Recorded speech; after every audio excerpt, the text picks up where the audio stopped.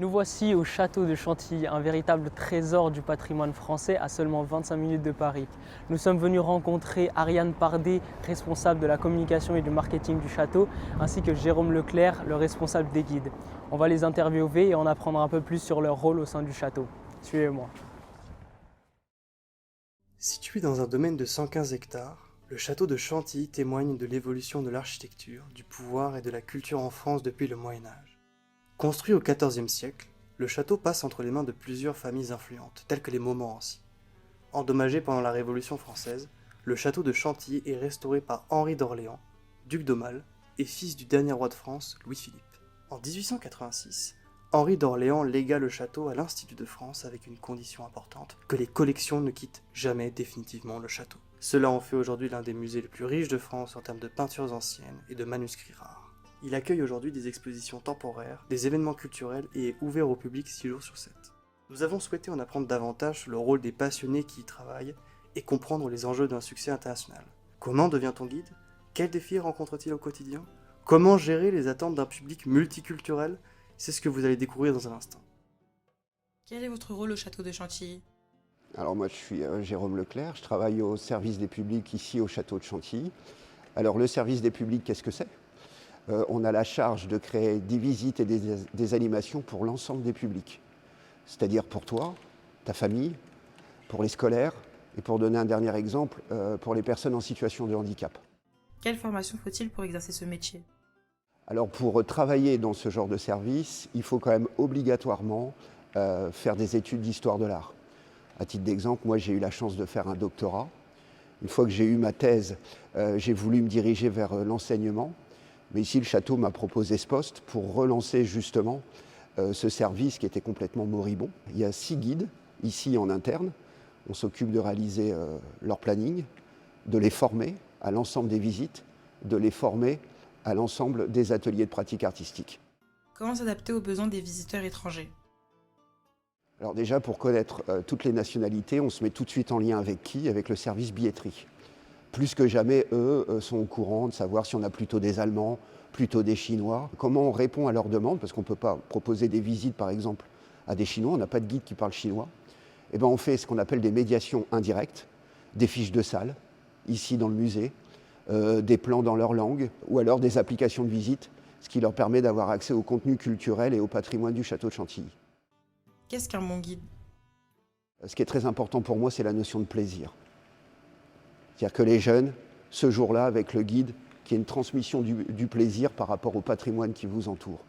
Et pas seulement quelque chose de pédagogique, etc., où on apprend des choses, bien sûr que c'est là, mais il faut qu'ils prennent du plaisir. Faites-vous des visites thématiques? On fait des visites thématiques. Celles qui ont beaucoup plu aux visiteurs, il y en a eu 2. Il y a une visite insolite, c'est-à-dire c'est approcher les tableaux qui vous entourent, mais de façon un peu transversale, au lieu de dire « ouais, c'est tel artiste, c'est tel thème », on essaye de faire voir des détails dans les peintures que les gens ne voient pas. Et puis il y a eu la visite qu'on avait fait qui s'appelle Vrai-Faux. C'est-à-dire que le guide arrive, raconte une histoire, mais c'est complètement faux. Il raconte n'importe quoi, et c'est qu'à la fin de la visite qu'on rétablit la vérité. Et pendant la visite, le visiteur peut essayer de savoir ce qui est vrai, ce qui est faux dans ce que dit le guide. Quelle est votre pièce préférée? Ma pièce préférée, c'est très probablement la bibliothèque du théâtre. C'est une pièce qui est dans les fondations du château. C'est un instrument de savoir. Il y a plus de 35 000 livres, c'est absolument spectaculaire. J'aime aussi la chapelle parce que c'est un lieu de culte. Et puis j'aime surtout la pièce où on se trouve, la galerie de peinture, qui est une synthèse de l'histoire de l'art de l'Europe occidentale. Il y a tous les grands artistes ici. Donc quand on a fait de l'histoire de l'art comme moi, quand on est amoureux de l'histoire de l'art comme d'autres, c'est un endroit où il faut passer. Avez-vous une œuvre préférée? Elles sont toutes fascinantes. L'histoire d'un tableau est fascinante, l'histoire d'une sculpture est fascinante. Non, vraiment tout. L'histoire de la Dame Blanche, ce fantôme qui rôde ici depuis la nuit des temps est fascinante. Ça effraie d'ailleurs énormément une de mes collègues. Enfin non, vous voyez, il y a plein de choses. Non, tout est fascinant dans un musée. Il faut juste prendre le temps de regarder et de s'y intéresser. Et tout devient fascinant. Même la verrière qui est au-dessus de notre tête a une histoire fascinante. Vous voyez, c'est absolument incroyable. Non, vraiment pas d'histoire particulière. Qu'est-ce que vous aimez le plus au château de Chantilly? Sa collection. J'adore les châteaux de la Loire, vous connaissez les châteaux de la Loire. J'adore Chambord, j'adore Chenonceau, mais c'est des châteaux vides. Tandis qu'ici, regardez, Deuxième collection de peinture ancienne après le Louvre. Une collection de livres extraordinaires, je ne vous parle pas des dessins. Des jardins historiques à la française, anglais, anglo-chinois. Des écuries incroyables. Donc vous avez ici au niveau patrimonial ce qu'aucun monument, peut-être Versailles, peut proposer en France. L'évolution des moyens de communication permet aujourd'hui aux institutions culturelles d'affirmer leur présence en ligne, de promouvoir leurs événements, mais aussi d'atteindre de nouveaux publics, notamment les plus jeunes. Comment communiquer sur une offre aussi variée, comment s'adapter aux différents publics ou comment fidéliser ses clients, c'est ce que vous allez découvrir dans un instant. Donc, je suis Ariane, la responsable marketing et communication du château de Chantilly. Je suis à ce poste depuis 1 an. Auparavant, j'ai travaillé dans de nombreux secteurs variés, toujours autour du marketing et de la communication. Et j'ai été à mon compte dans plusieurs secteurs différents également. En matière de culture, j'ai travaillé à la Gazette Drouot pendant plusieurs années en tant que chef de projet digital. Quelle image souhaitez-vous transmettre du château de Chantilly ? Ce qui est super au château de Chantilly, c'est qu'on a une offre tellement diverse qu'on a presque plusieurs images en quelque sorte. Mais si on devait, si je devais me concentrer sur une seule image que je veux transmettre, c'est celle de de l'écoute, de la demande et de la diversité de l'offre. Parce que avec tout ce qu'on a, on peut adresser plein de publics différents. Il y a le musée, donc avec tout ce qui est les collections, il y a le château, donc le patrimoine, le musée vivant du cheval, les spectacles, toutes nos animations grand public. Donc c'est vraiment cette diversité qui représente pour nous le château. Quel public ciblez-vous ? Du fait de cette diversité d'offres, on a plusieurs publics. On a le public un peu culturel, historique, donc les personnes qui visitent les musées, les châteaux. Mais on a également une grosse partie de public famille, avec par exemple les spectacles équestres, le musée vivant du cheval, qui a tout un parcours pour les enfants, qui est super pour comprendre un petit peu le monde équestre, les courses, etc. Et ces derniers temps, en développant une offre plus grand public, on cible aussi, on retarget plutôt notre cible historique qui est la cible locale, mais pour qu'ils continuent de venir, qu'ils viennent entre amis, etc. On a développé vraiment une offre grand public, par exemple avec les visites Halloween, les visites Noël, une offre Saint-Valentin. Donc on a vraiment plusieurs cibles et plusieurs publics en fonction de nos offres. Quel est le rôle du marketing ? Le marketing, c'est vraiment trouver des offres qui correspondent aux attentes de nos visiteurs. Là, par exemple, on a fait il y a quelques temps, on a des cartes abonnées.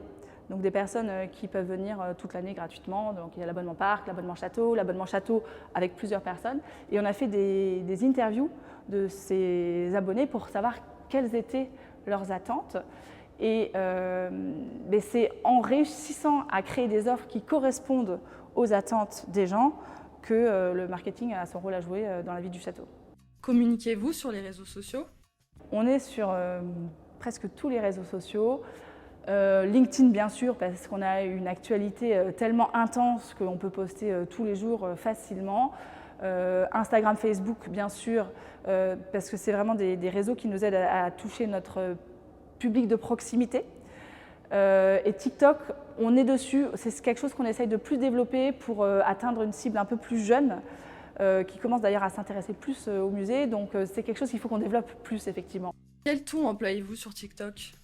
Alors sur TikTok, on parle moins du culturel pur, historique, des expositions. On relaie plus nos offres grand public. On se permet aussi d'avoir une communication un petit peu décalée, de faire un peu des vidéos pauvres ou des choses comme ça qu'on ne fait pas sur Instagram, justement pour essayer d'attirer cette cible un peu différente. Et toutes nos offres grand public, on a par exemple le pique-nique en blanc qui marche super bien dès qu'on en parle sur TikTok. On essaye vraiment de faire un focus sur ces offres grand public. Un projet dont vous êtes fier ? On a une belle exposition qui vient de se terminer sur Boulle, qui était très intéressante par plusieurs aspects. Il y avait vraiment beaucoup d'explications techniques sur la création d'un meuble Boulle, qui était très intéressante. Il y avait toute une collection d'autres meubles, pas que meubles d'ailleurs, d'autres œuvres qui avaient été prêtées et qui étaient exposées ici. Et il y avait vraiment une très belle collection, un bel assortiment d'expositions. Ça, c'était une exposition qui était très agréable et sur laquelle on a vraiment apprécié de faire la communication. Un dernier mot pour les gens qui nous regardent ? Si, venez au château de Chantilly, on a vraiment une offre, comme je l'ai dit, qui peut correspondre à tous les goûts, des petits aux personnes plus âgées, aux spécialistes, aux personnes qui aiment se balader dans le parc. Donc on trouve un peu toujours ce qui va nous plaire quand on vient au château de Chantilly. C'est la fin de notre vidéo. Nous tenons tout particulièrement à exprimer notre gratitude à Ariane Pardet et Jérôme Leclerc pour leur intervention. Nous espérons que vous avez passé un agréable moment avec nous et que vous irez visiter le site du château de Chantilly. Nous mettrons également le lien en description de la vidéo afin que vous puissiez découvrir ce lieu d'exception et peut-être même déguster de la vraie chantilly.